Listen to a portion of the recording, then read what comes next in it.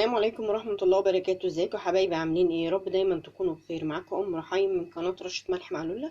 النهاردة ان شاء الله جاي اقول لكم على وصفة تحفة جبارة بجد جدا. حلوة قوي قوي قوي ما شاء الله عليها. بتهدي الكحة، بتهدي نزلات البرد، بتريح الصدر. لو في اي حاجة جوه الصدر بتطرده بره الصدر. حلوة قوي قوي قوي، بتهدي الواحد كده وبتعزز المناعة لانها كلها اعشاب طبيعية. تمام يا حبايبي، يلا نشوف هي ايه. بس اول حاجة نصلي على الحبيب المصطفى ونقول بسم الله الرحمن الرحيم، ونشوف ايه الحاجات اللي معانا، الاعشاب اللي معانا اللي هي تهدي نزلات البرد الفظيعة ديت اللي احنا فيها دي. يا رب يشفينا يشفي كل مريض يا رب. اليومين دول كله بيعيا وكله عنده برد وكحة فظاع قوي، وولادنا كمان علشان ابتدوا ينزلوا المدارس، ربنا يسترها معاهم يا رب ان شاء الله. فنبتدي نديهم بقى كل يوم بالليل كوبايه من دي تريحهم وتهدي صدرهم. تمام يا حبايبي، يلا نشوف بقى ايه مكونات الاعشاب ديت. بسم الله الرحمن الرحيم. انا معايا هنا الاعشاب اللي معانا هنا زي ما انتم شايفين. انا معايا حبه البركه، تمام اهي، ومعايا لبان دكر، تمام ادي اللبان الدكر اهو، وحبه البركه، ومعايا ورق جوافه، ومعايا تيليو، ومعايا ينسون، ومعايا شمر. زي ما انتم شايفين كده. انا مش عارفه هي واضحه ولا لا ليكم، بس انا عايزه اوضحها لكم. بصوا يا حبايبي اهو، بسم الله، انا عايزه اوضحها لكم. بصوا اهو، يمكن كده واضحه شويه. معايا لبان دكر، معايا شمر، معايا ينسون، معايا اللهم صل على النبي ورق جوافه، وتليو، وايه تاني، وحبه البركه زي ما انتم شايفين كده. بصوا اهو، المكونات دي بقى كلها على بعضها. يعني احنا نروح للعطار نقول له عايزين مثلا نحطيهم على بعض كده واشربوهم. بصوا هيبقوا تحفة وجمال جدا، وهيهدوا الصدر جدا فوق ما تتخيلوا، وهيريحوا الكحة الفظيعة دي اللي عندنا، اللي هي مبوظة كل حاجة، والكحة بتخبط في البطن كده، بتتعب البطن جدا.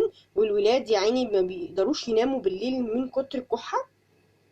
الادويه الكحه برضو يعني ياخدوا ادويه كحه عشان تساعد معاهم، لان ادويه الكحه ما بتعملش اي حاجه لوحدها، لازم تبقى في حاجات دافيه زي ما انتم شايفين كده. طريقه حلوه، ويلا ونعملها مع بعض. مكونات كلها طبيعيه من عند العطار. هتجيبي من كل حاجه على حسب ما انت عايزه، تخلطيهم على بعض، تاخدي منهم معلقه كبيره على النار. هنعمله دلوقتي مع بعضين. حبايب قلبي زي ما انتم شايفين انا جبت مج. يلا بينا بقى نعمل الخلطة السحرية دي. زي ما انتوا شايفين اهو، معلقة منها، ماشي اهو. طبعا دي معلقة ايه كبيرة، عشان انا عاملة بالمعلقة الصغيرة، تمام يعني معلقة كبيرة. تمام، ونحط ايه شوية ورق جوافة وتليو، تمام كده. نقوم جايبين مية سخنة، بسم الله. احنا هنعملها زي الشاي الكشري. ماشي يا حبايبي، يلا بسم الله. بسم الله كده اهو.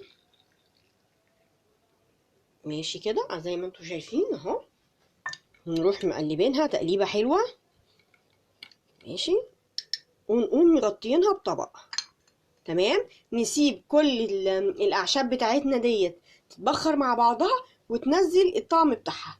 تمام يا حبايبي، ونرجع لكم لما نصفيها مع بعض. حبايب قلبي زي ما انتوا شايفين كده، بصوا لونه بقى عامل ازاي.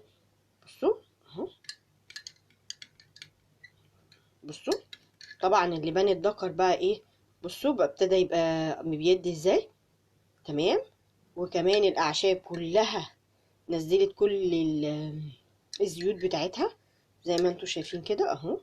بصوا عايزه اوريكم لونه، اقرب شويه عشان تشوفوه اهو. شايفين لونه عامل ازاي؟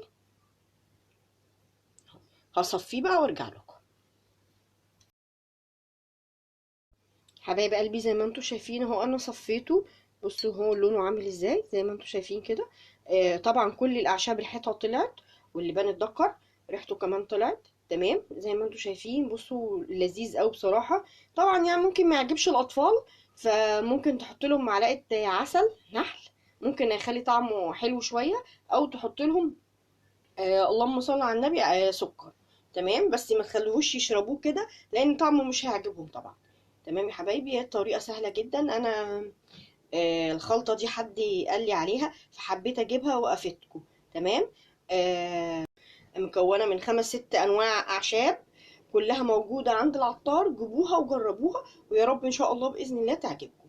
ماشي يا حبايبي، هي خلطه سحريه، خلطه جميله، هتهدي معانا الكحه، هتخلي ولادنا يناموا بالليل كده في استرخاء. تمام.